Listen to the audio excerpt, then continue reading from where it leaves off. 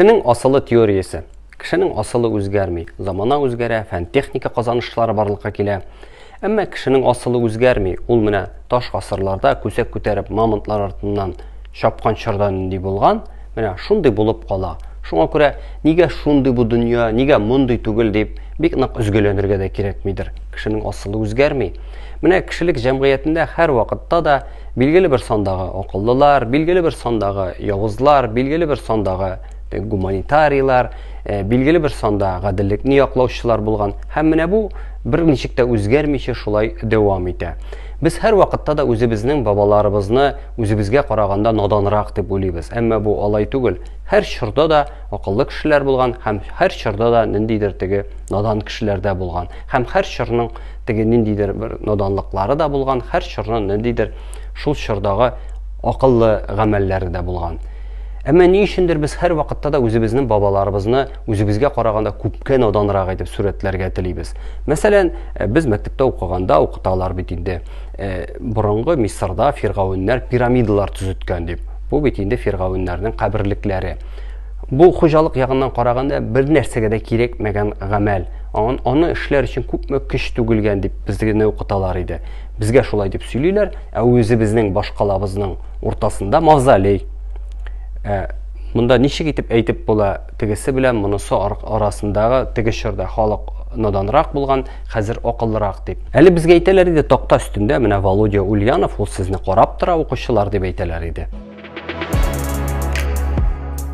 Менә инквизиция чорларында кешеләрне бер гынахсызга рәнҗеткәннәр бит инде.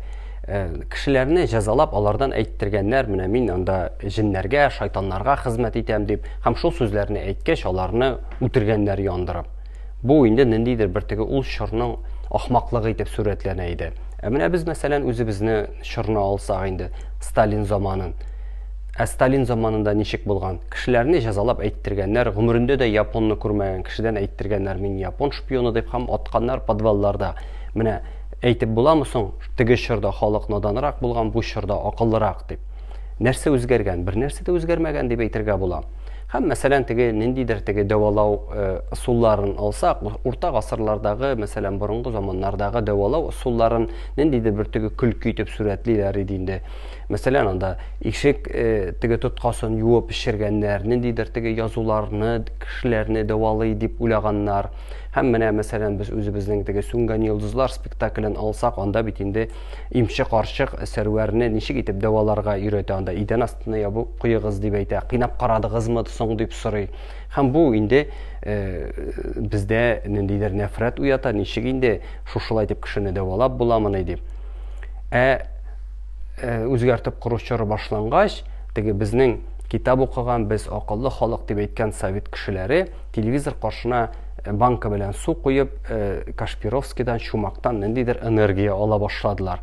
Һәм шулай дәваланабыз дип уйладылар. Ниндидер теге гороскоплар, астрологлар китте.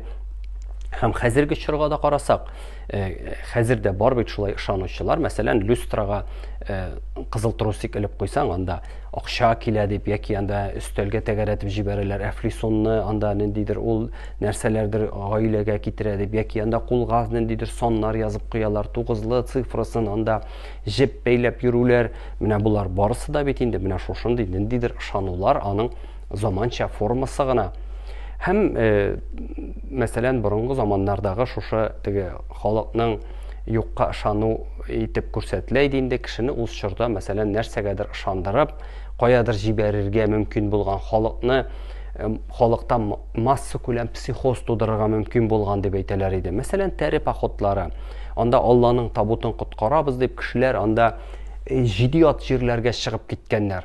Шул аларга әйткәннәр, анда яр буйлары киселдән генә анда сөтле елгалар ага, сез анда барасыз һәм сезнең бөтен гөнаһларыгыз юкка чыга дип әйткәннәр. Һәм кешеләр үз акчаларына экипировка сатып алып, шушында чыгып киткәннәр тәре яуларына.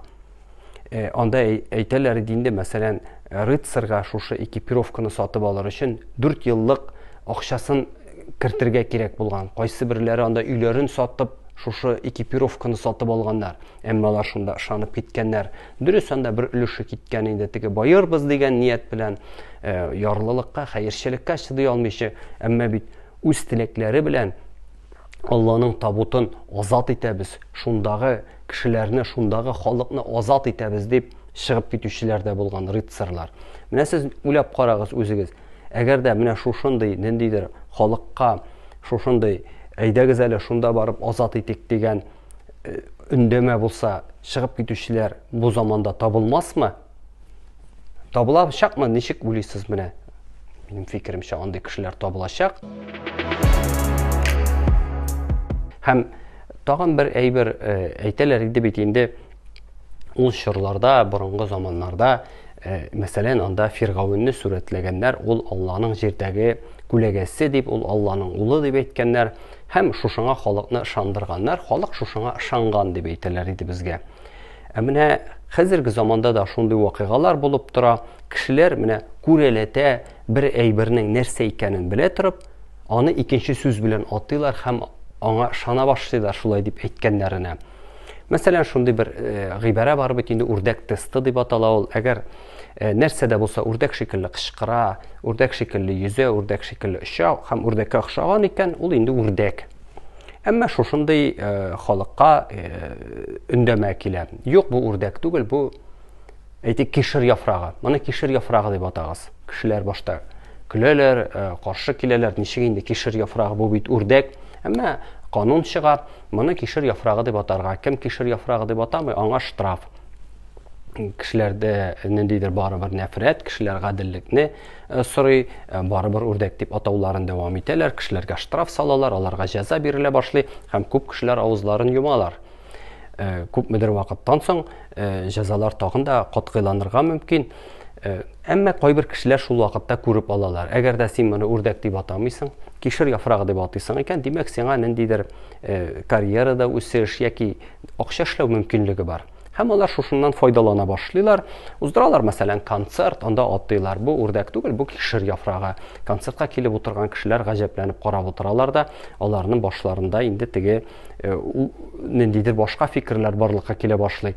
Бөтен дөнья моны кишер яфрагы дип атый икән. Бәлки мин ялгышамдыр, бөтен дөнья бит инде акылдан яза алмый. Мин дә шулай дип атыйм, һәм ул үзе дә шулай дип атый башлый.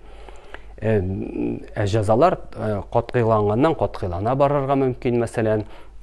Һәм шул чорда кайбер кешеләр барыбер табыла инде. Алар барыбер элеккегечә уйлауларын дәвам итәләр, әмма күбесе инде теге дәшми бу хакта. Кайбер кешеләр теге шортның юлыннан югырт, яки анда теге үгез булмагай шорт булсын, балаларга сөт булсын дигәндәй моны кишер яфрагы дип атап йөриләр. Кайберәүләр инде әйтүемчә ниндидер үзләренә файда булсын өчен, кайберәүләр өстән кушканга, һәм шул рәвешчә бөтен кешеләр дә моны шулай дип атый башлый. Һәм сез күз алдына китерегез. Мәсәлән, без 70 ел буе яшәсәк, менә шушындый шартларда, безнең арабызда, оныкларыбызда дип әйтим инде, шул буында моны үрдәк дип атаучы кешеләр калачакмы? Калачак.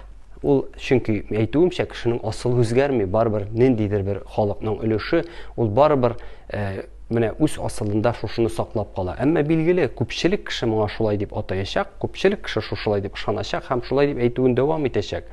Ни өчен кайбер кешеләр барыбер калачак дип әйтүем, мәсәлән, мин хәтерлим, анда мәсәлән Совет чорында дип әйтик инде, без кичкенә вакытта телевизордан якты киләчәк булачак дип сөйләгәндә, анда әтиләр телевизорга килеп күкеш төртеп күрсәтәләр иде шундагы сөйләгән кешеләргә. Бу бит инде менә ниндидер бер каршылыкның, нәфрәтнең бер формасы булган. Алар ниндидер билгеле кешеләр булсалар, танылган язучылар булсалар, әйтик, алар киләчәктә сөйләп йөрерләр иде. Без мәсәлән диссидент идек ул вакытта дип. Гади авыл агайлары, алар билгеле теге андый сүзләрне дә белмәгән һәм аларның бу менә протест чарасы гына булган. Шуңа күрә кешене ниндидер бер масса күләм рәвештә каядыр оештырып, нәрсәгәдер ышандыру шулай ук мөмкин хәл. Ул элек тә шулай булган, ул хәзер дә шулай булган. Һәм мәсәлән кешеләр арасында һәр вакытта да булган билгеле бер санда шулай ук теге элекчеләре дә, ул инквизиция чорында да булган андый кешеләр, ул Сталин чорында да булган, аны хәзер әйткән булалар инде, мәсәлән, Сталин ул бит инде үзе һәр авылга килеп йөрмәгән, авылдагы кешеләрне анда әгъвәләп йөрмәгән, әлекләп йөрмәгән, кешеләр үзләре эшләгән дип, билгеле үзләре эшләгән. Илдә шушындай режим урнашкач, андый кешеләр, фельдфебельләр һәр вакытта да табыла, һәр заманда да. Алар хәзер дә бар һәм хәзер дә кайбер кешеләр әле куана язып яталар. Әле үзеңә язып куярга мөмкиннәр, мин синең өстеннән җәвид иттем дип. Юл бирсәң, андый кешеләр ул һәр вакытта да табылган. Шуңа күрә теге әбиләрнең әйткән сүзләре патшалар күңеленә иман бир дип теләк телиләр иде әбиләр. Шуңа күрә ул хәзерге заманда менә аеруча теге аңлашыла. Ни өчен шулай дип әйткәннәре, без аны бәләкәй вакытта аңламаган идек, ни өчен шулай дип әйтәләр инде, нинди патшалар дип. Чөнки әгәр дә илдә ниндидер шартлар урнаша икән, кеше менә шушындый теге кыргый ниндидер кешенең ачылып китергә мөмкин, менә шушы кыргый асылы, кешенең теге шын асылы дип әйтергә инде аны, бәлки монысы аның киресенчә шын асылыдыр. Менә кешенең шушындый асылы ачылып китә. Кеше ул менә кеше өчен иң яман шартларны тудыручысы кеше өчен ул кеше үзе. Чөнки мәсәлән, бер генә ерткыч хайван да яки табигать та кешегә шушындый рухи яктан изә торган шартлар тудырмый. Аны кеше үзе генә эшли ала. Мәсәлән, ул ерткыч хайваннар кешене җәрәхәтли ала, үтерә ала, табигать та шулай ниндидер катаклизмнар вакытында кеше җәрәхәтләр аларга мөмкин, үләргә мөмкин. Әмма табигать та, ерткыч хайваннар да алар кешенең теге рухи яктан изә торган шартлар тудырмый. Кеше андый шартлар тудырырга сәләтле. Менә ул да кешенең асылы, кеше асылының теге начар сыйфатларының берсе. Ни өчен кеше булай булган дигән, кеше ни өчен теге цивилизациядә бар дип әйтәләр бит инде, кеше нишләп шулай дигән шундый сораулар бирүчеләр бар. Шушы цивилизацияле заманда шушындый мәрхәмәтсезлекне туктатырга мөмкинме дип үзгәләнүләр бар. Минем фикеремчә, менә шушы цивилизация кешенең теге бәлки чикләгәндер дә ул ниндидер эволюцион акылы үсешен. Мәсәлән, билгеле бер заманга килеп җиткәч, кеше цивилизация, ягъни дәүләт төзергә шушы дигән нәтиҗәгә килгән. Һәм шул чорда кеше табигать белән бергә үсүдән туктаган. Чөнки шушы цивилизация аңа ниндидер бер теге саклау шикелле, шунда бер ятмә шикелле, каплау шикелле барлыкка килгән. Һәм ул шушындый шартларда билгеле бер тәртип урнашкач, ул шушы үзенең кыргыйлыгын чыгармыйча яши ала. Инде менә бу ниндидер бер катаклизмнар килеп чыгып, шушы цивилизациянең теге ятмәсе, цивилизациянең элпәсе ертылып китә икән, кешенең асылы шалт итеп килә дә чыга. Кешенең шушы йөзе ачыла. Нишләп шул йөзе ачыла? Чөнки кешенең бүтән йөзе юк, кешенең асылы шушындый. Кеше акыллы, менә шушындый цивилизация төзи алган, әмма акылы үсмәгән дигән шушындый бер парадокс кебек фикер туа. Бәлки менә шушы цивилизация булганга күрә кешенең акылы үсеше тукталгандыр да инде. Билгеле бер акылы, билгеле бер дәрәҗәгә җиткәч, кеше үзен акыллы дип санап йөри башлаган һәм цивилизация төзегән.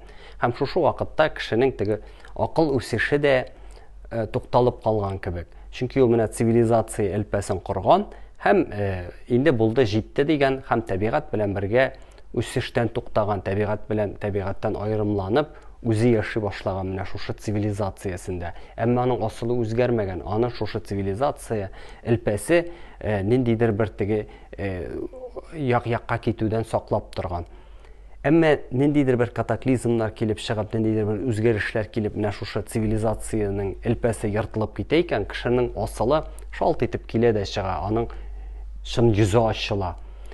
Һәм без үзебез карыйбыз да гаҗәпләнәбез, нишләп булай соң бу дип. Моңа гаҗәпләнергә кирәкми, кешенең асылы шундый.